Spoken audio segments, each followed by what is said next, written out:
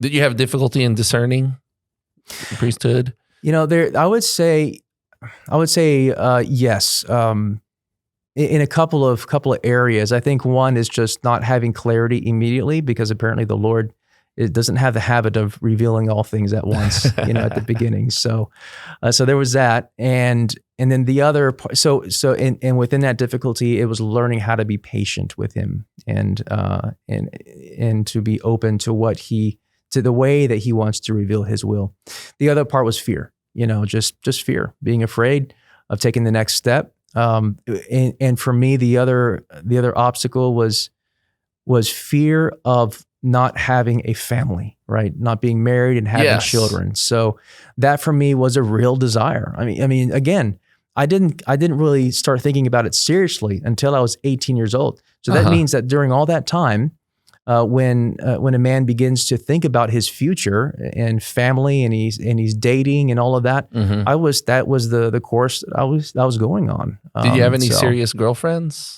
I did have a couple. Yeah, I had a couple. I would say one in high school, and then one in college. So, and the woman I was dating in college, we broke up in a way that very few women experience, and that is because their boyfriend wants to be a priest. So it was on good terms, and it wasn't because we had conflicts or just we're moving apart. Wow. It's like, no, we're going to break up because I'm discerning the priesthood. Wow. Was it hard for her? It was hard. It was hard for her. Yeah, because we had a good relationship. We had a great relationship, and so it was like, it's not because of any. I mean, if a relationship turns sour, you're kind of happy about the breakup, right? Or there's something easy about it, I should say. But if it's for good terms, there's a. How did that conversation go? Well, the good thing is that it took place over time. Okay. So I was already discerning, but I wasn't serious yet. So she knew that might be something that's on the horizon. But then when I made the decision, I said, yeah, we need to go ahead and end this relationship. Otherwise, I'm kind of wasting your time, and I need to be free to discern even more deeply this vocation. Yeah. Oh, wow. That must have been a tough conversation to finally just say, okay, this is it. Yeah, it was. But at the same time, she was a woman of faith. And so she was also happy, about my decision too. Yeah. So on one end, she's happy that you're finding your path, your vocation, but at the same time, she's like, I'm losing my boyfriend. Yeah, that's exactly what it was like. Yeah. No, it was tough. It was tough. But I think this is part of providence. I was already, this was at A&M Kingsville, so I was already discerning going to A&M. Because I wanted to study. Because at A&M Kingsville, there was only mechanical engineering. A&M was aerospace. So I hadn't given up the dream of working for NASA and perhaps moving towards the astronaut program.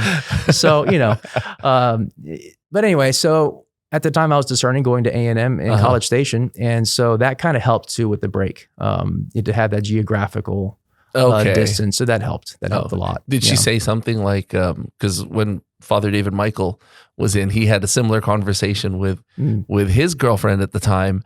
And I asked him this, and I was right on the money when I asked him, did she say, can't you just become a permanent deacon? Oh, instead? That's funny. Did she, yeah, did she say that to you? Like it's deacon, like priest light, right? I don't remember her ever saying that. A quick funny story though, I was I was in the Air Force for a while, my last 2 years of seminary. And I was discerning being an Air Force chaplain, which is a priest that serves the Air Force, right? It's the archdiocese of the military services. Anyway, so when I went into the program, part of what they would do, this was just a program to get to know the vocation of being a Catholic priest in the Air Force. So they commission you, and then you go through orientation, you go through kind of a training. And so I remember having a conversation with other military chaplain candidates just like me who were not Catholic. Okay. And so there were Episcopalians and Baptists. There was one Muslim imam, and so we're all talking about this and about the requirements that a priest can't be married, etc. And so one of them asked me, well, one thing you can do is just leave the Catholic Church, become Episcopalian, become an Episcopalian priest, and then go back to the Catholic Church and, get married as an Episcopalian priest and then go back to the Catholic Church. And then, they can make that exception for you, which I don't know if that's ever been done successfully. But I told them, we kind of believe what the Catholic Church teaches. So, and it's not the same as what the Episcopalian Church teaches. So try to skirt the rules and get it. Yeah, it was working really canon law a little bit. And it was really interesting. And at first I kind of laughed, but the person was serious. So I was like, okay. But anyway. That's one thing we're trying to get on the show. We're trying to get a former Episcopalian who's become a Catholic priest. Oh, hopefully we can get one. Well, you should be able to get, I would recommend Father Chuck Huff. So in fact, he's been in our studio with the Conversing Clergy conversations. In fact, we're going to have him on even more. So he's definitely open to it. Oh, okay. Definitely. Yeah. Well, I'll get his details after. Yeah. Father Chuck. Yeah. Thank you. So when you broke up with a girlfriend and you finally decide, okay, I'm 100% in, you still had difficulty though with the discernment process. Of course. I did. When I went to A&M, I have found that one thing I discovered was I wasn't yet ready to make that next step. It was still a hang up for me. Mm-hmm. And also another part of what made it difficult was that apparently women go to A&M as well. And they also go to the campus ministry, So I met a lot of great women. And the question was coming back up again. I would like to date this person. And I became friends with a lot of great women, and there was attraction there and pull as there should be in a great environment like that. People of the faith that women that are interested in men that practice the faith. Yes. So it was great for that. In fact, I know I have a lot of friends who got to know each other and are now very happily married and faithful Catholics, right? And so I'm like, am I really serious about this? And it took a couple of years. Father David Condola, again, he helped me out a lot. And then just the natural progression of being involved in ministries. So I was teaching Bible study. I was helping out with the pro-life ministry. I did a little bit of ministry visiting the juvenile detention center nearby. And so, and then having some very powerful and important pivotal moments in my prayer life.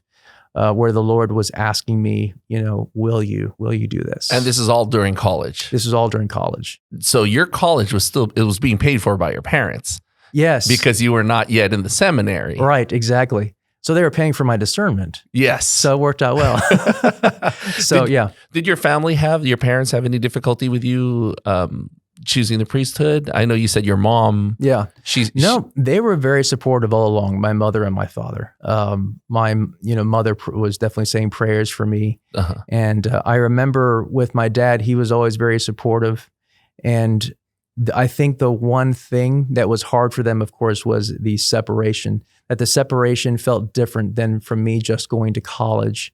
And the separation is for one thing, was going into the seminary and going in not being able to visit as much as I could. Yes. There is a kind of a more of a discipline of, I don't want to say isolation, but I would say kind of a cloistered sort of environment going into the seminary so that a man can be free to discern and to learn with greater intensity. So I think that was kind of tough. And also I would say that with my dad, he knew the priests at the parish at St. Lawrence. He was a sacristan and volunteered in so many ways. He got to know the priests behind the scenes. He would talk to them in the sacristy.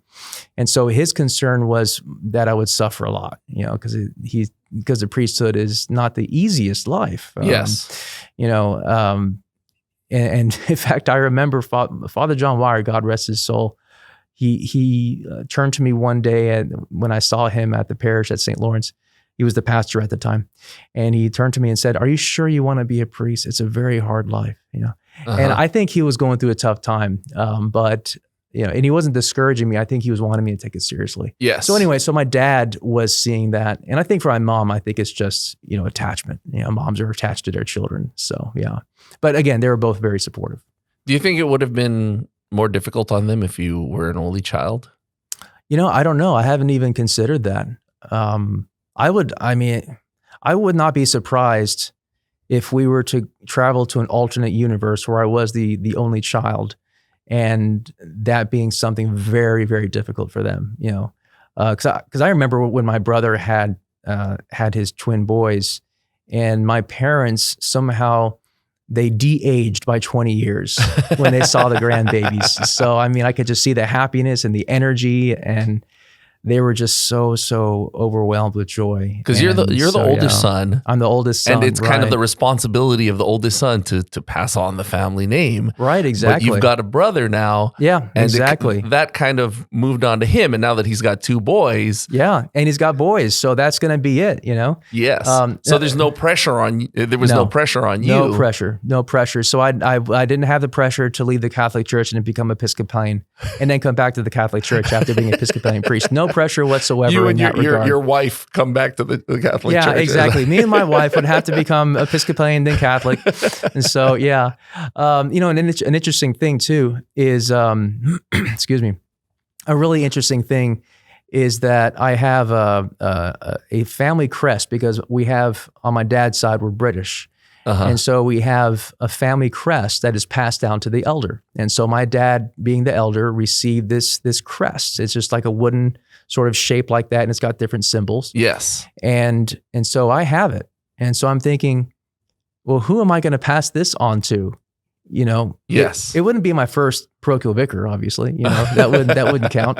So it would obviously go to one of my brother's sons. Well, yes. They're twins. So, but I asked him which one came out of the womb first. Yes. You know? So it's kind of like now my mind is slipping. Is it Jacob and Esau? The twins that were born, and one was grabbing the foot of the other, you know. So which one was grabbing the foot of the other? That's how we'll go about that. But anyway, that's hilarious. And you know, for some reason, I had this fake advertisement in my mind for priests. It's like, are you a priest? Do you want to get married? Well, join the Episcopalian Church, and then you and your wife can.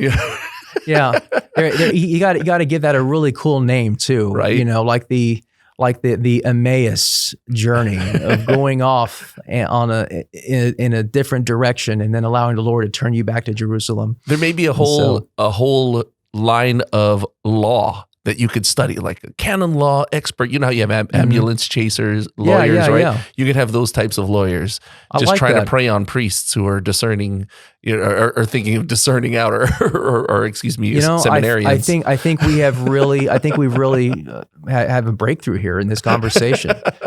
So we're going to cut that part out, right? This is our $1 million idea, right? That's right. You and I are going to go into business. I'm going to go to canon. I'm going to go get my doctorate in canon law first, right? And come back, and then we're going to make it happen.